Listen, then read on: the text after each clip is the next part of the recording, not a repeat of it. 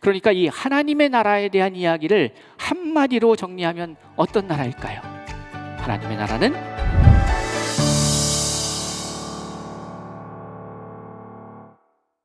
그러니까 이 하나님의 나라에 대한 이야기를 한마디로 정리하면 어떤 나라일까요?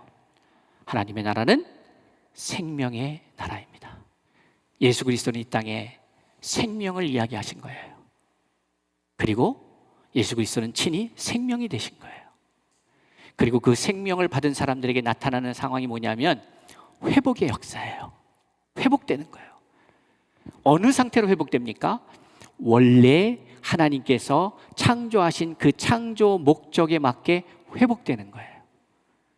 그리고 하나님의 사람들은 단순히 회복의 목적이 아니라 회복되어서 원래의 존재 목적대로 살아가도록 회복되는 것을 의미하는 것이죠.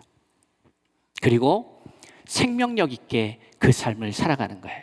이것을 앞뒤 다 자르고 세상의 말로 하면 단순히 현실의 속에서 우리가 고백할 수 있는 단어가 있다면 그것은 뭐냐면 와, 활기 있다, 생명력 있다, 생기 있다, 또 살맛 난다, 이렇게 표현할 수가 있는 것이죠. 그런데 우리는 죄인된 세상에, 죄인된 나라에 하나님의 나라가 아니라 사탄이 다스리고 있는 나라, 지배하고 있는 나라, 이 나라에 태어나서 하나님으로부터 내가 어떠한 존재로 태어났는지를 말씀을 듣기 전에 세상의 말을 듣기 시작합니다. 그래서 우리는 세상의 가치관으로 우리의 생각들이 점령당했습니다. 그래서 그렇게 아이들을 키워왔고 우리의 부모들은 우리 자신은 자라왔고 또 우리가 부모가 돼서는 그 자녀들 그렇게 키우고 있었던 것이죠. 그런데 우리가 하나님의 복음을 들었습니다. 그리고 그 하나님의 복음은 우리를 하나님의 나라로 인도한다고 합니다. 그 하나님의 나라가 어떠한 나라인지를 바로 알아야 우리는 그것을 바로 준비할 수 있지 않겠습니까? 여러분 기억하셔야 합니다. 이 땅의 삶이 영원한 삶이 아닌 것을 아셔야 합니다. 그러니 영원하지 않은 것을 위해서 여러분의 인생을 투자해서도 아니 되는 것이죠. 우리의 소망은 영원한 하나님의 나라에 있는 것입니다. 그 영원한 하나님의 나라를 위하여서 누군가 지금 우리가 누리고 있는 이 나라를 지키기 위해서 70년 전에, 60년 전에, 10년 전에 희생을 하였고 그 희생이 오늘 우리가 누리는 이 사회를 구축했다면 이제 우리는 우리가 소망하고 있는 그 하나님의 나라를 위하여 오늘 어떠한 삶을 살아가야 하는가를 선택해야 합니다.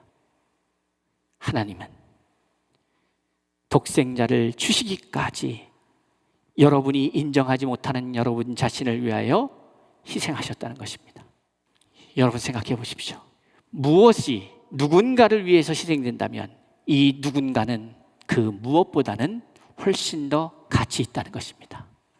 그러기에 여러분이 얼마나 가치 있는 존재인지 적어도 하나님께는, 하나님은 누구예요? 창조주요 심판자 되시는 그분께는 여러분 한 사람 한 사람이 존귀한 자라는 사실을 기억하셔야 합니다. 존귀한 자가 존귀한 자답게 살아가야 합니다. 하나님의 나라는 생명의 나라입니다. 그러기에 하나님 나라를 너희는 빼앗기고 할 때에 누가 빼앗기느냐? 너희입니다. 역사적으로는 이 대화의 주체인 대제사장들과 백성의 장로들, 소위 말하는 이 세상에서 성공한 자들, 이 세상에서 권력을 갖고 있는 사람들, 이 세상의 관점에서는 부러움의 대상자들입니다.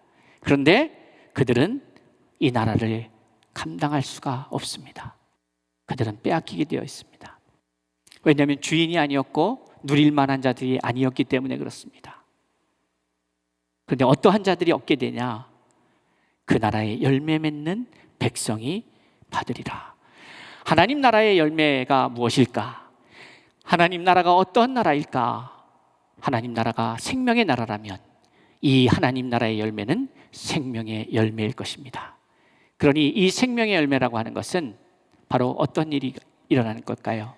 에스겔서에 나오는 것처럼 성전 미문에서부터 흐르는 그 물이, 그 생수가 닿는 곳곳에 땅을, 초목들을, 짐승들을 살려내는 것 같이 생명을 갖고 있는 존재는 또 다른 생명을 낳는 위대한 삶이 된다는 사실을 기억하면서 에스겔 골짜기의 그 마른 뼈가 살아날 수 있는 이유는 바로 그 생명을 소유한 말씀이, 생명의 근원되고 생명이 시작되는 그 말씀이 닿을 때에 마른 뼈가 살아나는 것처럼 우리의 심령이 죽은 것 같고 우리가 마른 뼈와 같은다 할지라도 생명의 말씀이 우리에게 들어와 우리를 만지시기 시작한다면 우리는 넉넉히 살아날 수 있으며, 더 나아가 우리가 생명이 되어 또 다른 생명들을 살려낼 수 있음을 기억하시면서, 복음을 땅끝까지 증거하라는 의미 속의 그 복음이 바로 생명됨을 기억하십시오.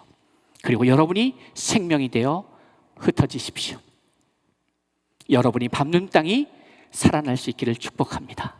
여러분이 생명되어 생명을 나누고 생명을 일으켜 세우는 그러한 하나님의 사람들로, 생명의 존재로 있는 곳곳에서, 사회에서, 직장에서, 가정에서, 학교에서, 어느 곳이 되었든 생명의 열매를 맺어가는 하나님 나라의 주인공들이, 소유자들이, 상속자들이 다 될 수 있기를 주의 이름으로 축복합니다.